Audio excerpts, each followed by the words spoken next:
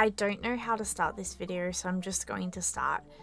Over the last few days, specifically on the 13th of February, we had what is called a microblast. So essentially what happened was we had a storm. The storm started in the western suburbs and came over to the southeast suburbs where I live. And with the southeast suburbs, we had approximately 40 minutes, and I'm being generous with saying 40 minutes, of storm. Now, this storm was strong enough to deroot trees, move caravans, and create a complete disturbance and disharmony between the common people of Melbourne. So what has ended up happening is all of these trees and all of this wind has created damage. We lost power stations, and what ended up happening was a lot of people ended up having their houses without electricity. A lot of people ended up having their houses without any lighting, any warmth, any food.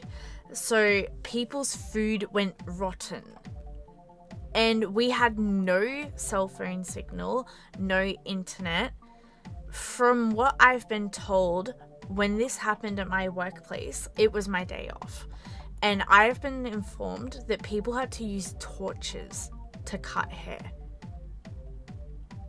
Think about that. That's almost a dystopian kind of situation that the common person in Melbourne had to be part of. And I feel like we have had so much tragedy over the last few years in Victoria as a whole. The western suburbs has bushfires. The eastern suburbs has this whole emergency situation with a storm that lasted 40 minutes and created a mass of destruction. I'm very confused about how this can happen. I don't believe it's anybody's fault. This would be considered an act of God in legal terms. But I feel like that a lot of people are just really, really sad right now. We've already had issues with housing. We've got issues with food. We've got issues with being able to pay for our lives. And everything is just stacking up upon itself. And I just really feel really sad for everybody, and I hope everybody's okay. If we do happen to have more storms or anything like that, I suggest that you go check out your local libraries, because people had power banks. That was the recommendation for people. Anyway, I just wanted to put this little quick, I guess, discussion out there. How are you guys doing? I know a lot of you guys who watch me are from Victoria and from Australia, so I hope you guys are doing well. I hope that you haven't suffered too much hardship. As far as I know, and I hope to God that I'm not wrong, there's only been one casualty, so please just stay safe. If you are any of my old friends in Cockatoo from when I grew up as a child, hey Eleanor and Brendan and Emily and Kate, and Matt, I guess, if any of you guys are still in Cockatoo without power, my heart goes out for you. Emerald, Gembrook, I just sincerely hope that things get sorted. These people are without power for weeks, allegedly. So I just hope it gets sorted out soon.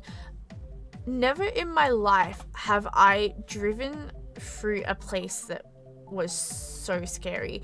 And I figured that I would tell you guys as a bit of lightheartedness about how I discovered the storm.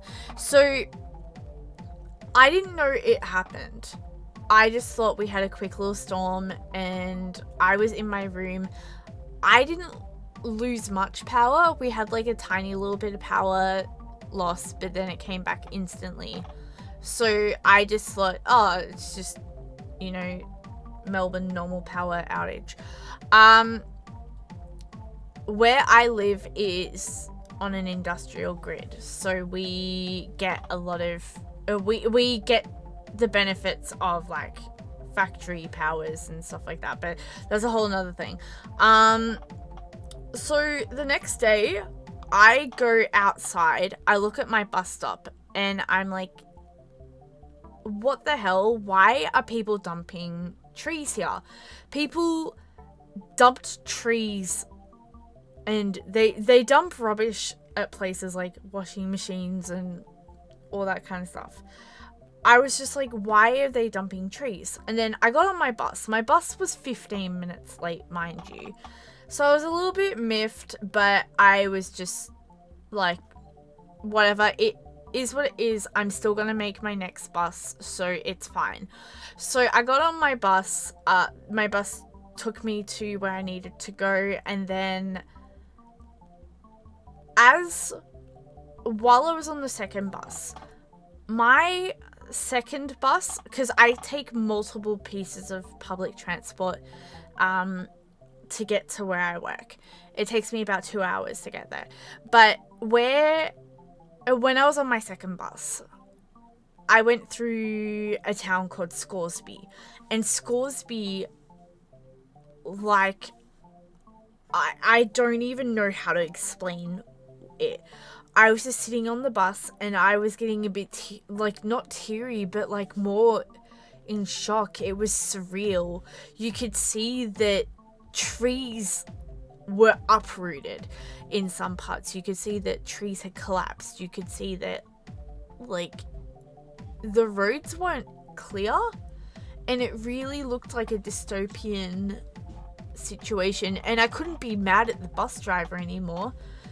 Not that I would have ever said it to him that I was mad, but I could not be mad at them. I was like, holy Moses, this is something else. This is just catastrophic. And in my entire almost 34 years of life, I've never seen a storm like this. So after that happened, I get to work, and I hear time after time again talking to clients about how they've lost all of their food. They've lost all of their power's lost. Some of them had tree damage on their properties. Somebody had a situation with their car. And I was just like, wow, this is something else. And then after that happened,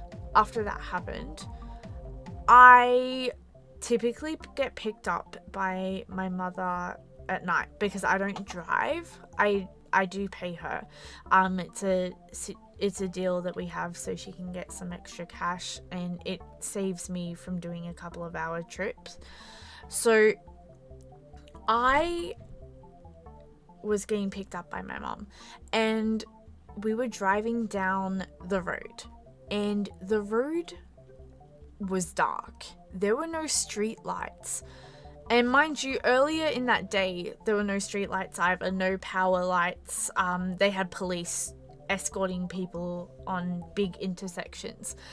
But in terms of like the nighttime, there were like people in SES and firemen outfits walking around the streets with torches while there were no power lights. And I don't know like how to explain the feeling, but it was a feeling of being out of place. Like, this isn't how the world normally is. And I just think that it's really, really, like, it's just a really sad situation.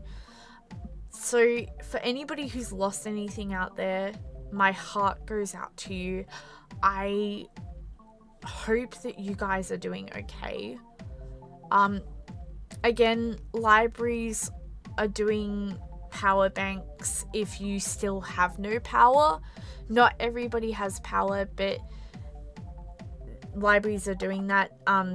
Generators, some people are sharing generators, which is really sweet. You can also go out and get things like Weber's, which is like a barbecue sort of situation.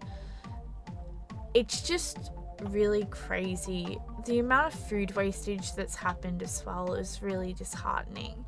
Anyway, I guess I'll leave it at that because this is already over 10 minutes. I am probably not going to edit this clip down. I might add some footage to it, but I figured that it's worth like hearing you all and seeing how you guys are going. Anyway, I'm sorry this isn't a more positive video. I just figured like well, like a lot of us are Australian, a lot of us are in Victoria, and I just really hope that you guys are feeling okay.